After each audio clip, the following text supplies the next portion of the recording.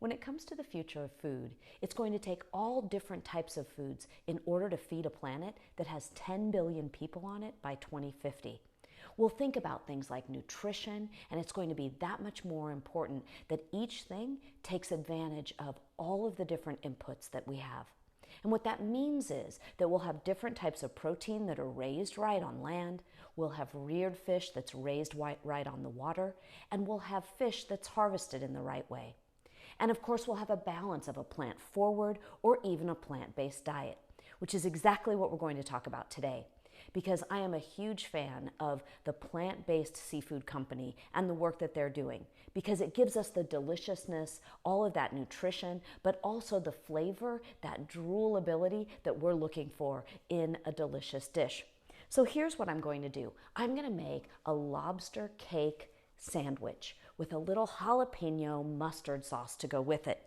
So we're going to start off, and you can use a vegan mayonnaise if you'd like, but we need just about 1/4 cup of mayonnaise in a bowl, and we're going to add some mustard. Now you can use Dijon mustard if you want to. In this case, I've got a lime wasabi mustard, just about anything that you think is going to be flavorful. The base of this sauce really is the mustard, and we're just going to start to combine that.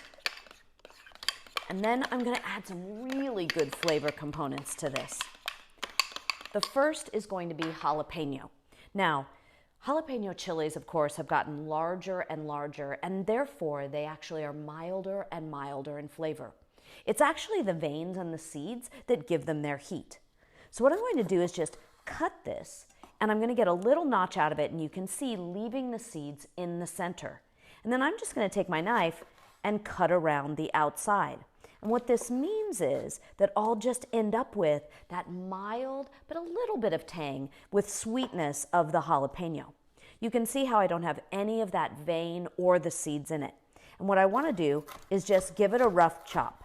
So that means I'm going to cut it into strips with the skin side down, because that way it doesn't resist the knife. So put the outside of the jalapeno down on the cutting board, and then just turn that mix, and then just give it a little bit of a rough chop.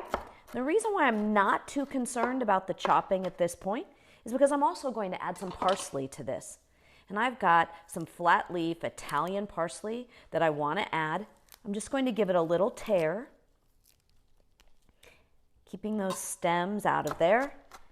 And then we're just going to chop this over, giving it a really fine, almost minced consistency. Once you get it so that it's minced and well mixed between that parsley and the jalapeno, we're going to put it into our mixture. And then the next thing that we're going to do is add a little bit of capers. This almost has that balance of like a tartar sauce almost, with the brininess mixed in. So what I want is just to take those, and I've actually already drained these capers. We don't need a lot of the water from them. And I'm also going to roughly chop those and put them in the sauce. And then the final ingredient to this is a little bit of lemon juice. So I just want to stir this together.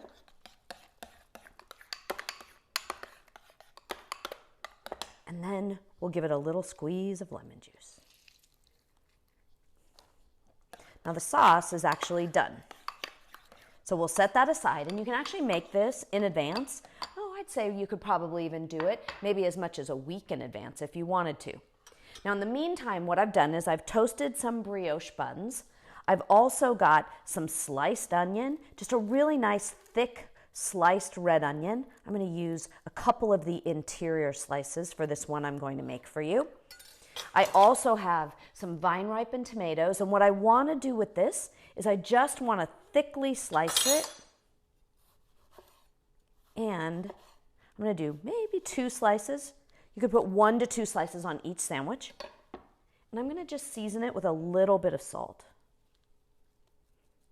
Now in the meantime, I've also gone ahead and made these beautiful lobster cakes. Now they're a plant-based seafood company's lobster cakes. And what I did was I just dredged them in a little bit of cornmeal and then sautéed them in a pan until they were nice and light and brown.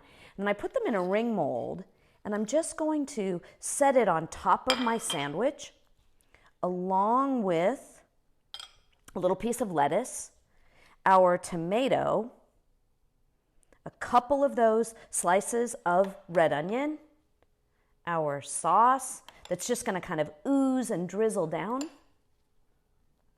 And then we're ready to go. It is the delicious plant-based lobster cake that you can enjoy any time of day, whether it's for lunch or for dinner.